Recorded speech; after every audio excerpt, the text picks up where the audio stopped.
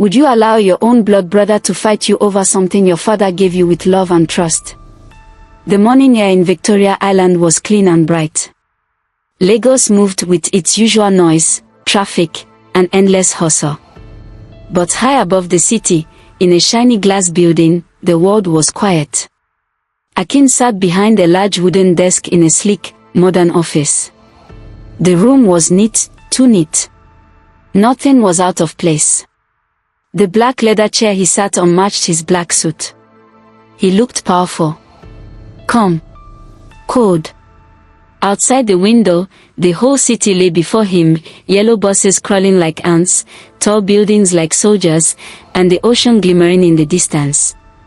But Akin's eyes weren't on the view. His eyes were fixed on the man sitting across from him, Mr. Adeyemi, his lawyer. Mr. Adeyemi was middle-aged and thin, with a small frame and tired eyes behind clear glasses. He held a thick file in both hands. It was Bobo's will. Akin folded his arms. "I want to break it," he said simply. Mr. Adeyemi raised his eyebrows. "Break the will?" "Yes," Akin said, his voice steady. "I want to challenge it. The part that forces me to work with Kofi, and the part about the useless village land. It's nonsense." Mr. Adeyemi sighed. "Akin, your father's will is strong. Very strong." He was careful with every word. "It's legal, binding, and clearly written. You and Kofi must run the business together. And the Lekki land must be protected." Akin leaned back in his chair and gave a small, cold smile. "Then find a weakness. That's why I pay you." Mr. Adeyemi adjusted his glasses and opened the file. "Well, there are a few things we could try. For example, the clause about equal control, we might say it's unclear. We can also argue that your father was under pressure from villagers or wasn't in the right state of mind when he made it." "Good," Akin said. "Do it. There may be consequences," Mr. Adeyemi warned. "This could cause a scandal." "The family name." "I don't care," Akin interrupted. "Let there be scandal. Kofi doesn't belong here. He should go back to his cassava farm." He waved his hand. The meeting was over. That afternoon, Mr. Adeyemi filed the documents in court. The case was titled Akin Adebayo vs. the Estate of Chief James Adebayo. Word spread quickly in legal circles. Akin was challenging his own father's final wish. But that wasn't all. That same evening, Akin sat in his black SUV, driving through the streets of Ikoyi. He parked outside an old colonial house. Inside lived Auntie Nneka, Bobo's younger sister. She welcomed him with a wide smile and a warm hug. "My boy, Akin. You came all this way." "I needed to talk to you, Auntie," he said with a sad tone, pretending to wipe his eyes. "I'm worried about Kofi." She frowned. "What's wrong with him?" "He's trying to run the textile business," Akin said. "But he doesn't understand Lagos. He doesn't understand money, marketing, or anything. I'm scared he'll ruin everything Baba built." She said slowly. "And the land in Lekki. He wants to build a village library," Akin said, shaking his head. "That land is worth billions. Developers are ready. But Kofi wants to make it a playground for goats." Auntie Nneka gasped. "Ben. I'm doing my best to stop it, Auntie," Akin said softly. "But I need help. You know how much Baba loved that land. We can't just let Kofi waste it." She promised to speak to Uncle Choku, and Uncle would talk to Momongozi. Within 24 hours, the family WhatsApp group was boiling with quiet gossip. Akin said Kofi is not ready. Baba trusted Akin with the company accounts, remember? Maybe the will was rushed. Akin didn't need to push hard. He planted the seed. The doubt would grow on its own. Later that week, Akin had dinner at a fancy restaurant in Lekki Phase 1. He sat across from three men in sharp suits. Investors. Their table was full of wine glasses, fried prawns, and quiet power. I can give you access to the Lekki land, Akin told them. But my brother is in the way. One of the men raised an eyebrow. Can you handle him? Akin smiled. He won't last long. Another man leaned in. We need clear titles, no family drama. I'm working on it, Akin said. The land has hidden value. What's under it is not just soil. There's more. They clinked glasses. A deal was forming. That night, Akin drove back home with the windows down. Lagos air hit his face, but his mind was far away. His brother had something he wanted. Something that didn't belong in Kofi's hands. And he would take it, no matter the cost. Across town, in Surulere, Kofi sat on a wooden bench. He was in the family textile shop, looking at old files, worn-out machines, and workers who had not been paid in weeks. Kofi wiped sweat from his forehead. He had no idea what his brother was planning. But the battle had already begun. Would you hold on to your father's dream even when everything around you is falling apart? The morning was hot. The sun over Surulere poured heat like fire on rooftops. Kofi stood outside the family textile shop, wiping sweat from his forehead with an old handkerchief. His shirt clung to his body. He had been working since dawn. The signboard above the shop was old and fading, Adebayo and Sons Textiles, since 1972. Paint peeled from the walls. One of the windows had a crack running through it. Inside, the sewing machines were dusty, and many didn't work anymore. Kofi took a deep breath and walked in. 3 workers sat quietly, staring at him. They had worked for his father for more than 20 years. They respected Kofi, but they also knew he had no experience. His hands were clean, no oil, no needle marks, no factory noise in his past. Good morning, everyone, he said with a smile. Good morning, sir, they replied, their voices tired. One of them, Boba turned, stood up. He was the oldest, almost 60. He looked at Kofi with sad eyes. Sir, we need thread. The rolls finished yesterday. I know, Kofi said. I went to the market this morning. They told me, we still owe from last time. He opened the drawer. Empty. He pulled out his phone. Balance, 2,760 Nigerian nairas. He swallowed hard. We'll manage, Bobaton said gently. Kofi nodded, ashamed. That day, Kofi tried to repair one of the machines. He watched a YouTube video on his phone, holding it in one hand and a screwdriver in the other. It didn't help. The machine sparked. He jumped back. The workers laughed quietly, trying to hide it. But Kofi didn't get angry. He laughed too, shaking his head. By noon, the shop was still silent. No customers came in. No clothes were sold. No orders were placed. The whole business felt like it was dying slowly. Kofi sat down and opened the big ledger book. He saw debt after debt, rent, power bills, unpaid supply, and even tax issues. His father had hidden so much from him. Or maybe Boba thought he had more time. He turned to the last page and saw a note written in his father's handwriting. This business has soul. Keep it alive. Kofi closed the book. He felt something squeeze his chest. Was this really a gift or a curse? Later that day, he met with a woman named Angela. She was from a fabric company that dealt in imported textiles from China. I've seen your shop, she said, sipping water. It's outdated. You can't compete. Nobody buys this kind of handmade fabric anymore. People want fast and cheap. Kofi tried to defend the business. But this is heritage. People still wear Ankara, Osok, Adaya. Angela laughed. Yes. But they buy them from malls now. Supermarkets. Instagram sellers. You don't have a brand. You don't even have a working website. She took out a form. I can buy the entire business. We'll knock it down, turn it into a warehouse. I'll pay 800,000 Nigerian nairas for everything. Kofi stared at her.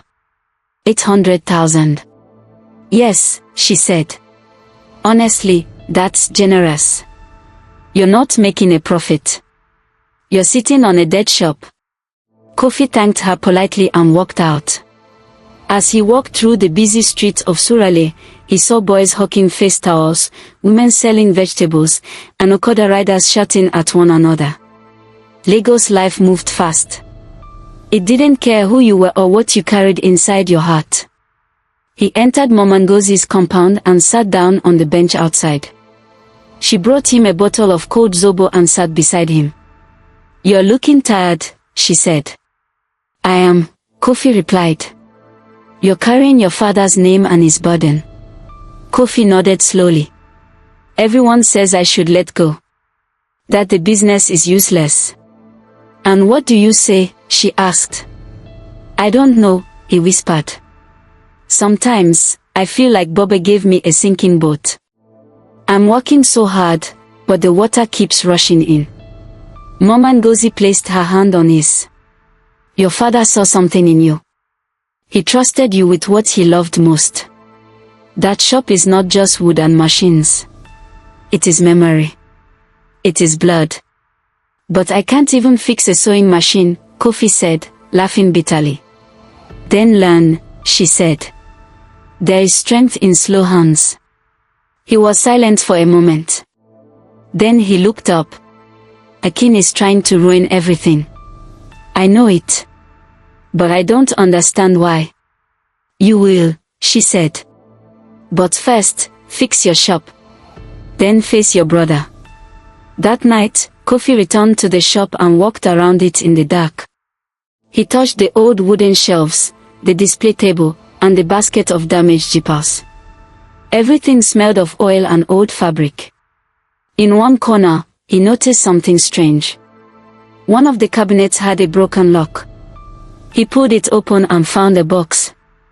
Inside the box were old receipts, photographs, and a dusty cloth with a strange design on it. He held it up to the light. It looked like a family crest, something woven with gold thread. It shimmered, even in the low light. There was also a folded note inside. He opened it. It said, "Never sell this cloth." "It is the key." Kofi stared at it, confused. "Key? Key to what?" He looked around. The shop was still broken, still poor, still silent. But something had just shifted in the air. He didn't know it yet, but this business held more than fabric. It held a secret. Would you still chase power if you knew it came with a dangerous price? It was late at night in Lagos. The streets of Victoria Island had gone quiet. Street lights flickered. Most people were already home, but not Akin. He sat alone at a corner table in a fancy restaurant. The room was dim, with soft jazz music playing. The air smelled of grilled meat and expensive wine. Waiters moved quietly, like shadows, serving the last few guests. Akin wore a dark navy blue suit and a silver wristwatch. He didn't touch his drink. His phone buzzed. One message, "I'm here." Akin looked up. A tall man in a black coat walked in. His face was sharp, with cold eyes that didn't smile. He moved like someone who didn't need to speak loudly to be feared. The kind of man who didn't need to show a gun, but you could feel it near him. The man walked straight to Akin's table and sat down without greeting. "You're late," Akin said. The man didn't answer. He waved his hand at the waiter, who quickly placed a glass of water on the table and walked away. For a few seconds, they sat in silence. Then the man spoke. "You're moving too slow." Akin's jaw tightened. "I've already filed the legal challenge. My brother has no idea what's coming. And I'm working on the family circle. He'll be alone soon.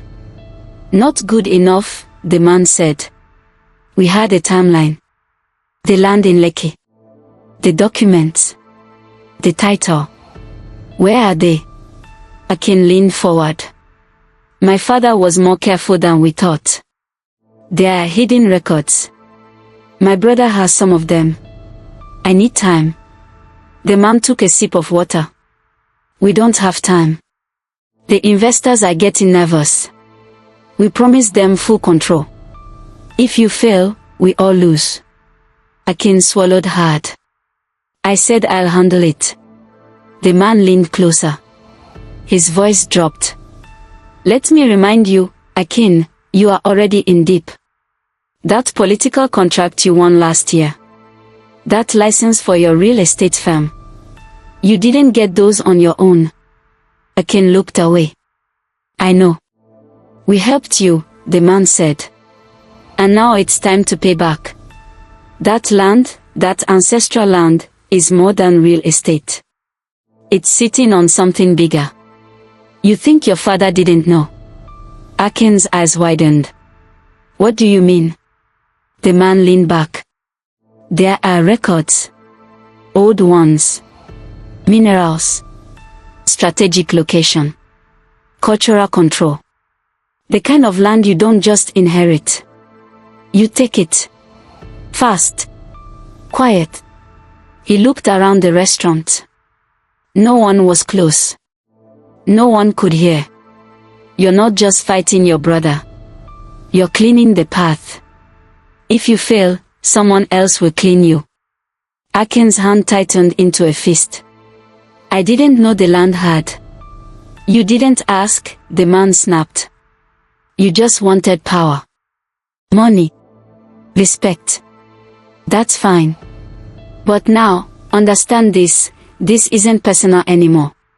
It's business. Big business. Akin sat in silence. His chest rose and fell slowly. He was now in something deeper than a family quarrel. Much deeper. What do you want me to do? He asked. The man stood up. Accelerate. Push your brother harder. Break his spirit. Block his business. Delay him in court.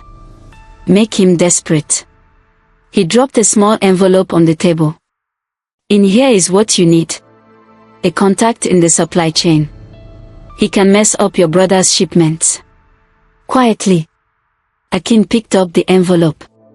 And Akin, the man said, his voice soft but dangerous. Don't grow a conscience. With that, he walked out of the restaurant. Akin sat there for a while, holding the envelope. His face was pale. He didn't drink his wine. He didn't eat his food. The weight of what he had just heard sat heavy on his shoulders. This wasn't just about land. It wasn't just about Kofi. There were powerful people watching now. And they didn't care about brotherhood. The next morning, Akin stood in front of a mirror in his house. He adjusted his tie. His reflection stared back at him, well-dressed, successful, but different. There was fear now. And fire. He picked up his phone. Call Mr. Adeyemi, he said. Yes, sir, his assistant replied. He opened his laptop. There were maps of Lekki land. Diagrams. Financial records. And an old picture of his father standing proudly beside a piece of farmland. Akin clicked delete. Then he made a new folder, Private, Acquisition Plan. He didn't plan to share it with anyone, not even Kofi. Across town. Kofi stood inside the textile shop. He held the strange cloth he found in the locked cabinet. Gold thread ran through it, forming a symbol he didn't recognize. It shimmered under the light. He turned to Bobaton. Have you seen this before? Bobaton stared for a moment, then nodded slowly. Your grandfather made that cloth, he said. It was never for sale. Your father kept it hidden. Why? Kofi asked. Because it was special, the old man said. That design is only for chiefs. It holds stories and secrets. Kofi looked down at the cloth. Something about it made his skin tingle. He didn't know it yet. But the war over that land had nothing to do with just fabric or property. It was about something buried deep in history, something his father had tried to protect. And now, someone was trying to steal it. Would you destroy your own brother just to protect yourself? It was a cloudy morning in Lagos. The sky looked like it wanted to cry. Kofi stood in front of the textile shop, watching the street. He looked worried. A truck carrying new rolls of cloth was supposed to arrive 2 hours ago. He had already called the supplier twice. No one was answering. Inside the shop, the workers sat around, doing nothing. Bobaton tried to oil one of the sewing machines. Mama Folek folded leftover cloth into a basket. Everyone was waiting. Kofi, Bobaton called, "What's happening?" "Today is Thursday. It's delivery day." "I know," Kofi said quietly. "They're not picking." His phone rang. Finally. But it wasn't the supplier. It was Mr. Adeyemi. "Kofi," the lawyer said, "there's a new issue." Kofi held the phone tightly. "What now?" Akin filed another injunction. He's asking the court to freeze the business accounts until the will is fully reviewed. Kofi almost dropped the phone. He wants to block the money. Yes. And he's claiming you're mismanaging the company. Saying you're spending without permission. Kofi closed his eyes. His heart pounded. "This is not just business," he said slowly. "He wants to crush me." Mr. Adeyemi sighed. "I've never seen this level of attack from a family member." "Be careful, Kofi. It's deeper than just a legal fight." Kofi hung up. His body felt heavy. He walked back into the shop and told the staff, "There's a delay. Let's clean up today. We'll try again tomorrow." But the workers looked worried. They had families, too. Bills. School fees. Outside, the clouds finally gave up and started to cry. Rain fell hard on the roof. Kofi sat in the back room, holding the strange cloth he had found in the cabinet. The gold thread shimmered even in the dark. He remembered Bobaton's words, "That design is only for chiefs. It holds stories and secrets." He didn't know what it meant. But he knew one thing, the world was trying to push him down, and it was coming from everywhere. Meanwhile, Akin was not sleeping. He had moved quickly. After the meeting with the associate, he called his own supplier, the same one Kofi used, and made an offer. A big one. "Double the price," he said. "But don't deliver to him. Not this week. Not next week. In fact, don't take his calls." The supplier agreed. Next, Akin visited a few men from the Textile Workers Union. Over drinks in a quiet bar, he whispered things. "That shop in Surulere is not safe. I heard they are not paying full wages. I even heard some workers were injured." It was all lies. But it didn't matter. By morning, a small group of angry union members stood in front of Kofi's shop, blocking the door with placards. "Pay your workers. No to modern slavery. Close down this shop." Kofi arrived and saw the small protest. He was shocked. "What is this?" Someone took a photo and posted it on social media. By afternoon, people were already sharing it. Old Lagos textile shop accused of exploitation. Kofi couldn't breathe. His phone rang again. It was a man from a property company. Akin had sent him. "We heard you're struggling," the man said. "We want to buy your shop. Right now. Cash offer. 1 million naira. Think about it." Kofi almost laughed. 1 million. "This building has been here for 50 years, Kofi said. "My father built it." "Yes, the man replied. And it's falling apart. Kofi hung up.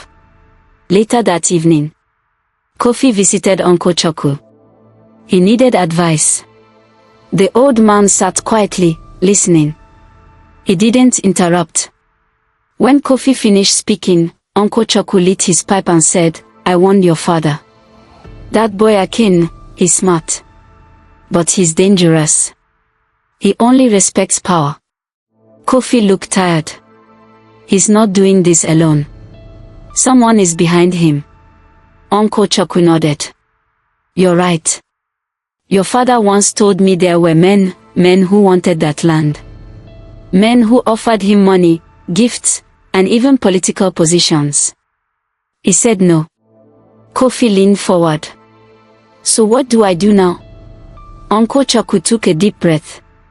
"You fight. Not with noise. With wisdom. Your father left you more than a shop.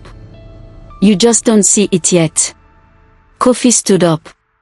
"But I'm losing everything." "Then look deeper," the old man said. "Look into what your father was trying to protect." That night, Kofi stayed late at the shop. The rain had stopped. Everything was quiet. He walked to the old storage room, the one his father never let anyone enter. He broke the lock. Inside were boxes of dusty books, receipts, and photos. And a small wooden chest. He opened it. Inside was an old document, brown paper, handwritten in careful ink. He read the title, Land Agreement, 1924. Below it were signatures. Names of chiefs. Family names. A map of the land in Lekki. But what caught his eye was a symbol, the same one that was on the strange gold cloth. He held the cloth beside the map. The symbols matched perfectly. Suddenly, everything inside him shook. This wasn't just land. This was heritage. Sacred. And somebody wanted to erase it. Back in Ekoi, Akin stood on his balcony, drinking wine. The lights of Lagos twinkled in the distance. His phone buzzed. A message from the associate, "Well done. Move faster. The others are watching." Akin closed his eyes. He felt rich. Powerful. In control. But he also felt something else, fear. He didn't know Kofi had just found the first piece of the puzzle. And Kofi was no longer just fighting for a business. He was fighting for a legacy.